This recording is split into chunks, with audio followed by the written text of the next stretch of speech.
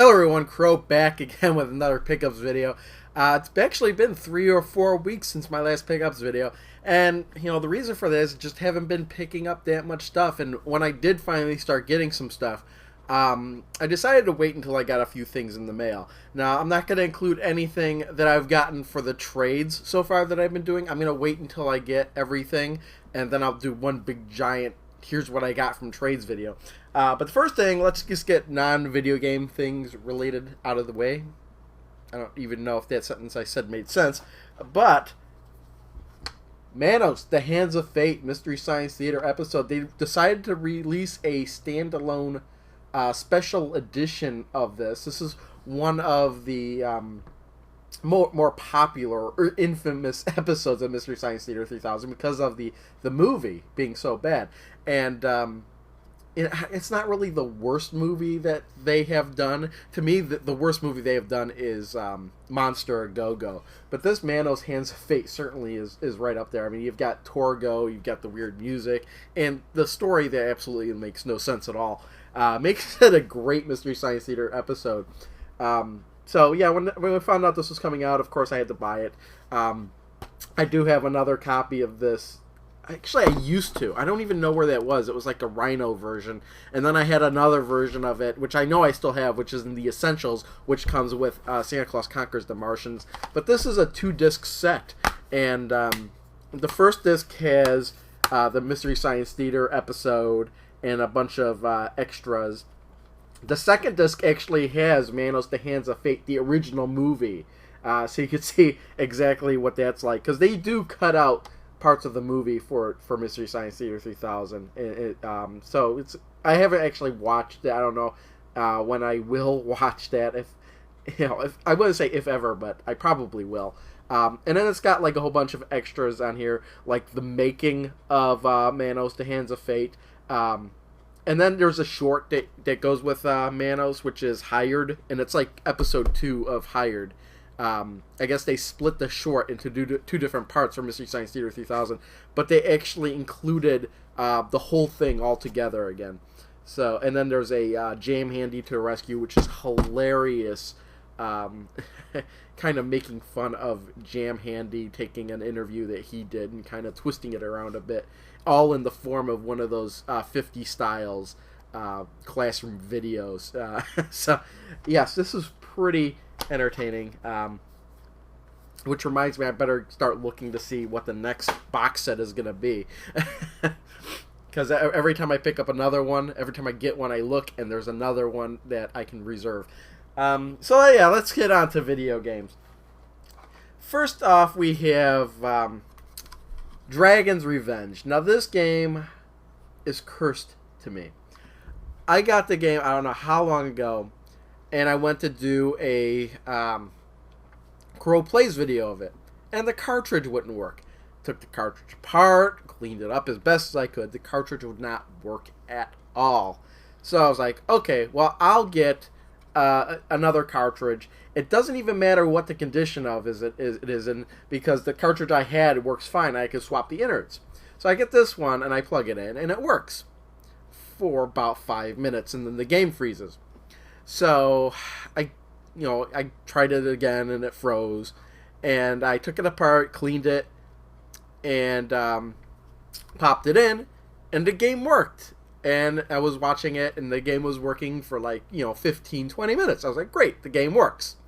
So I go to do the Crow Plays video, and this game would not get past this licensed by Sega screen.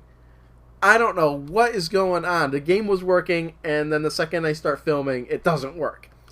So I gave up on this one, and I've actually ordered another copy of it. It's a good thing this is a cheap game, because I've already got 2 bad copies of this game. Hopefully the third one will be good, but this is ridiculous. I just want to play the game. And funny thing is, I thought that this was like a port of Devil's Crush. And what it is like an insane remake of Devil's Crush, where they've taken out a lot of the devil type thing and replaced it with dragon elements. And I mean, there's still like artifacts of Devil's Crush in there, but this is almost a completely different game than that. And that's not really what I was expecting, but I want to play it. Okay, let's see. We got some Goodwill pickups. It looks like my wife got. We got Super Soccer for the Super Nintendo, and we got Magic Johnson's Fast Break for the NES. And it looks like these were all $1.99. And then, oh yeah, she picked this up because it's Blades of Steel. I do have Blades of Steel, so this is an extra copy, but she bought it because it was so cheap. And this cartridge is really, really good looking, so it's probably a better copy than the version I already have. So might be replacing that. Now, I cannot remember where she picked these games up. I want to say 5 or below, but I think that's wrong. And I think that these were $5 each. And they're 2 PlayStation 2 games. We have 7 Wonders of the Ancient World. And it looks like a puzzle game of some kind. Kind of maybe like a Bejewelish type of deal. A Bejewelish clone. And then we have Luxar, Pharaoh's Challenge, and Luxar is always a fun game to play. So yeah, got that on the PlayStation 2. Went to Disc Replay one day. We both had the day off.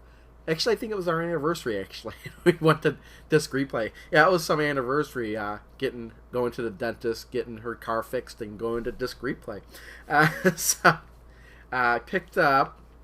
And I picked these up solely because the cover art on both of these just are like, what? Mystical Fighter on the Genesis. And this is by, who's this by? Third party, it's the DreamWorks. And let's see what we got in here. This was $3.99. Yeah, we had the cartridge. I need to get the stickers off of there. And then a manual with no front cover. But, you know what, it really, really cheesy. I'll just put it that way. Early third-party Genesis title.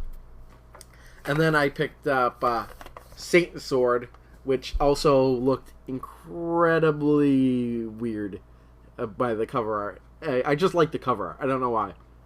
And, yeah, I don't know what's up with this character in the background here. Look at, she's like bigger, look like she's omnipotent, and she looks like, look at that look on her face. I mean, there's like, what? Okay, and yeah. And that didn't have the manual or anything, but you know, $5.99. I could not pass up buying it just for the cover art. And then we got what I actually bought off of eBay.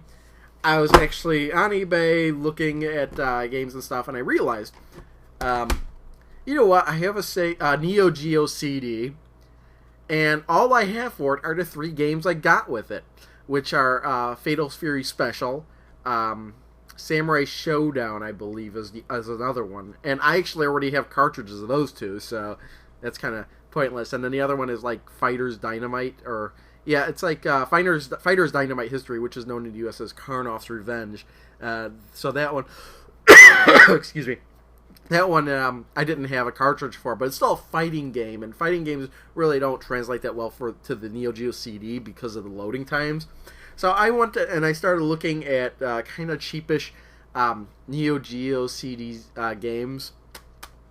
You know, games that that would normally be like really expensive in cartridge form, not fighters, and you know, or maybe even not even on the AES. So the first one I got here is Viewpoint, and I always wanted Viewpoint, but I wasn't really willing to spend the money for the cartridge. This one I got for $20 and then some change for shipping. So you got Viewpoint. Next one, let's go with I got Cross Swords 2, which I believe is only a Neo Geo CD game. That's why I purchased this one. I believe this was $30 and then some change for shipping. This one came from Japan, so shipping was a little bit maybe it wasn't too bad. It just took a while to get here. This one came from New York, so shipping on that one wasn't bad.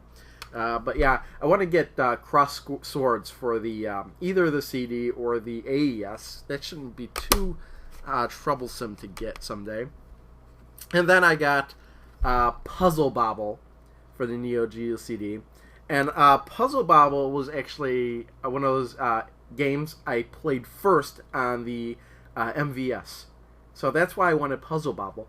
And I don't know if it's just me, but I am completely annoyed by the fact that when they brought the game over here officially for like the Super Nintendo and PlayStation, they changed the name of it to Bust a Move, which totally doesn't make any sense, especially when Puzzle Bobble is such the perfect title of the game for this, because it's playing on Bubble Bobble.